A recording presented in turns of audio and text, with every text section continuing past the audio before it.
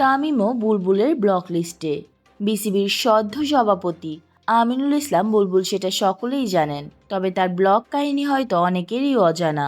দেশের ক্রিকেটের সভাপতি হওয়ার আগে কিংবা পরে সাংবাদিকদের সঙ্গে ছিল তার সখ্যতা, তবে সব শেষ নির্বাচন করার পরে শুরু হয় বৈরিতা। কোনো নিউজ পছন্দ না হলেই সেই সাংবাদিকের ফোন নাম্বার ব্লক করে রাখতেন বুলবুল।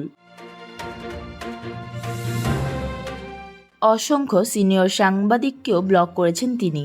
মূলত তার মতের বিরুদ্ধে গেলেই তাকে সামাজিক যোগাযোগ মাধ্যম থেকে ব্লক করেন বুলবুল। এবার জানা গেল বিসিবির বর্তমান অ্যাডহক কমিটির সভাপতি তামিম ইকবালকেও ব্লক করে রেখেছেন তিনি।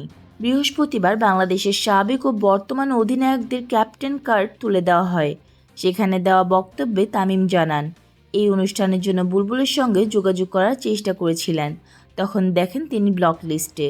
ক্রিকেটের সকল আপডেট পেতে আমাদের সাথেই থাকবেন। ধন্যবাদ।